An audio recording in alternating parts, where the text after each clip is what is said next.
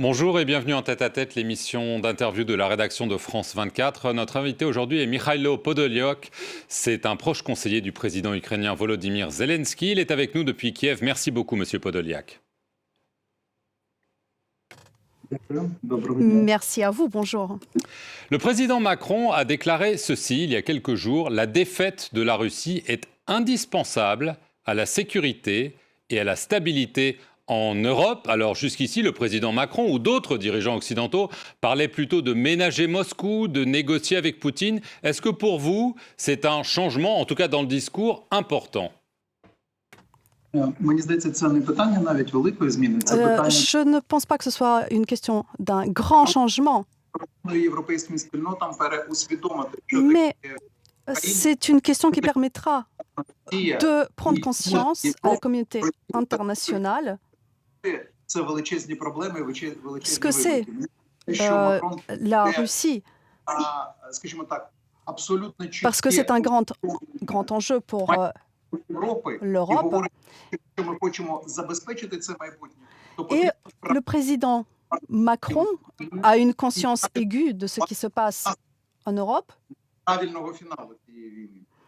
Et il sait qu'il faut que cette guerre se termine d'une manière juste. Alors, il a aussi soulevé un tollé dans de nombreuses capitales occidentales, à Washington, à Berlin, même au sein de l'OTAN, en évoquant la possibilité, en disant que si certes tout le monde n'était pas d'accord, d'envoyer des troupes au sol en Ukraine. Est-ce que c'est quelque chose que vous, du côté des autorités ukrainiennes, appelez de vos voeux? Est-ce que vous pensez qu'il faut, en effet, peut-être que des troupes occidentales viennent en Ukraine pour contrer Moscou? Alors, je mettrai des accents un peu différemment.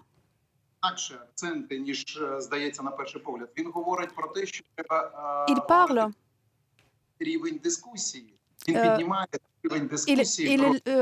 soulève le niveau de la discussion, il relève le niveau de la discussion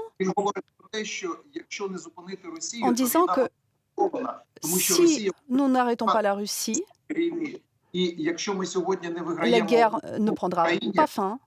Et si aujourd'hui l'Ukraine ne l'emporte pas, c'est pour cela que Macron propose cela, parce que l'Europe doit avoir un autre regard sur la guerre. Si l'Ukraine ne remporte pas cette guerre se transférera à une échelle plus grande en Europe. Et il faut régler aussi la logistique pour la livraison des armes.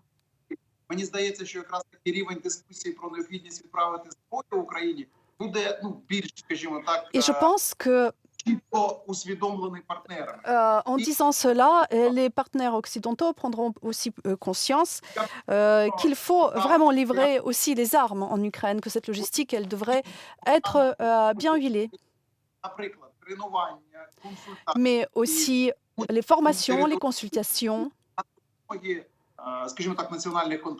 En parlant de chiffres concrets, le président Zelensky a affirmé il y a peu que seulement 30% du million de munitions promises par l'Union européenne avaient été livrées à l'Ukraine. Et sur un plan plus financier, votre Premier ministre vient de déclarer que plus de 16 milliards d'euros d'aide à l'Ukraine qui avaient été collectés lors de conférences de donateurs en 2022 n'ont pas été versés à l'Ukraine. Comment est-ce que vous expliquez cela ? Cela nous donne... Je pense que cela nous expose à plus de risques. Parce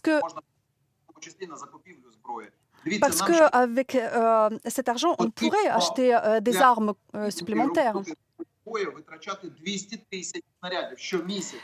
Chaque mois, nous utilisons 200 000 munitions sur le champ de bataille. Et bien évidemment, vu que nous n'avons pas pu acheter des munitions, un nombre de munitions suffisante, sur le champ de bataille, forcément, ça a des conséquences.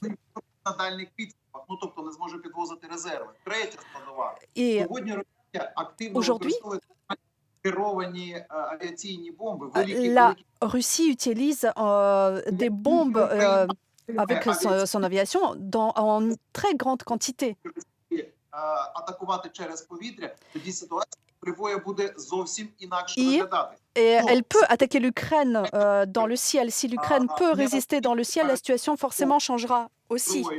І розуміння, що з Російською Федерацією не можна домовитись, тому що Ну, Росія хоче жити в стані війни. Comprenons qu'il est impossible de négocier avec la Russie parce que la Russie veut vivre dans cet état de guerre permanent. Alors, les réticences peut-être européennes s'ajoutent surtout aux obstacles de l'autre côté de l'Atlantique, aux États-Unis. On sait que les républicains à la Chambre des représentants bloquent pour le moment 60 milliards de dollars d'aide à l'Ukraine. Et évidemment, se pose la possibilité que Donald Trump soit élu en novembre. Et on se souvient qu'il avait dit qu'il négocierait le sort de l'Ukraine avec Vladimir Poutine en 24 heures en expliquant que Volodymyr Zelensky devrait faire des concessions très vite. Est-ce que ça vous inquiète ? Ну, давайте почнемо з того, що треба дочекатись результатів. Commençons déjà par attendre vraiment les résultats de ces élections. Це перше. Друга складова. Будь-яке погодження на ультимативні вимоги Росії Accord d'ultimatum і на багато більшому масштабі треба це усвідомлювати. ne conduira qu'au fait que la guerre durera encore plus longtemps et à une plus grande échelle encore. Nous inviterons Donald Trump de venir en Ukraine et de voir de ses propres yeux ce qui se passe sur le terrain et de comprendre plus en profondeur la nature de cette guerre, pour qu'il comprenne que cette guerre ne peut pas s'arrêter tout simplement avec des négociations.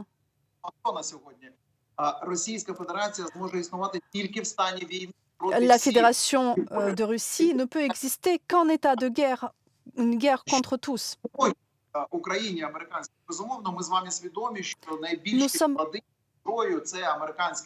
conscients avec l'Europe que les plus grands stocks d'armes se trouvent aux États-Unis.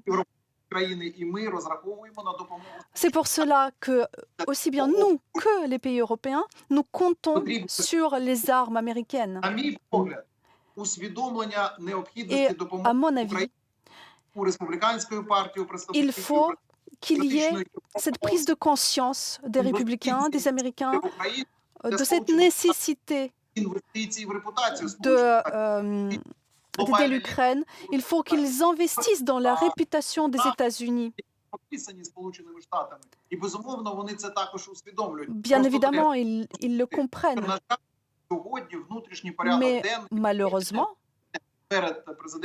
aujourd'hui, à la veille des élections présidentielles, toutes ces questions-là sont remises au deuxième plan.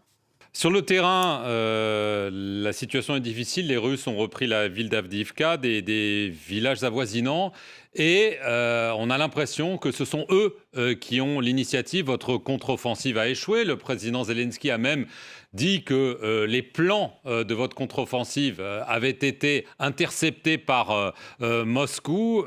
Est-ce que vous craignez en effet qu'avec ces hésitations occidentales et la situation sur le terrain, ce soit la Russie qui soit en train de gagner cette guerre? La Russie n'a aucune chance de gagner cette guerre parce que nous résistons. Soyons objectifs.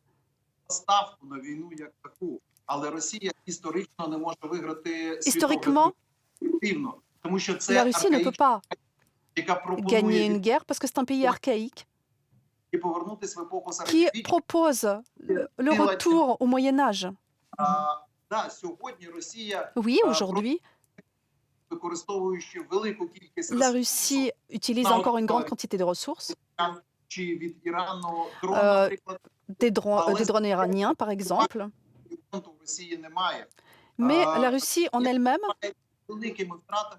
ne peut pas compter sur ses propres ressources à elle pendant très longtemps. І тому, безумовно, ми відійшли. Bien évidemment, face Не впливає на à cette перебіг pression, nous подій. avons І тут я хочу підкреслити, reculé що et nous avons laissé кількість Avdiivka.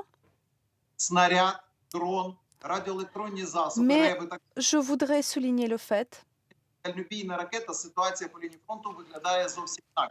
que Щодо контрнаступу, так, ми в 23-му році, на жаль, не отримали тих необхідних нам par результатів. rapport à la contre-offensive, oui, c'est vrai que nous n'avons pas reçu toutes les armes qui nous ont été promises. Можливо, помилки в плануванні, чи як Peut-être il y a eu aussi quelques erreurs dans nos projets, dans nos planifications.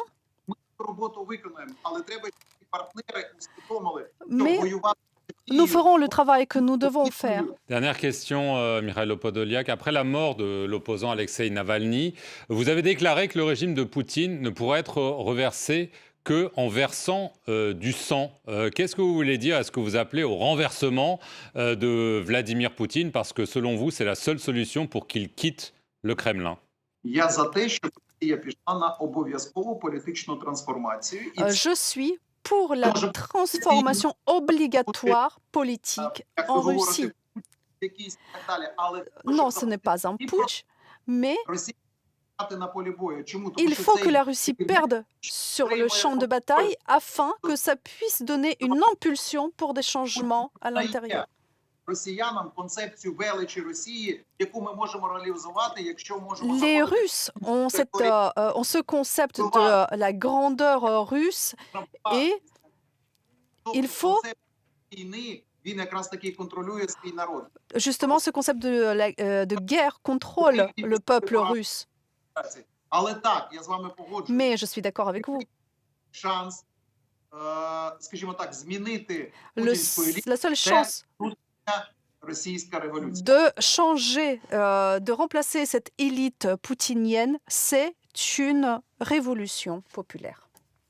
Mikhailo Podolyak, merci beaucoup d'avoir répondu aux questions de France 24 depuis Kiev, la capitale ukrainienne. Et merci à vous d'avoir regardé cette émission sur nos antennes.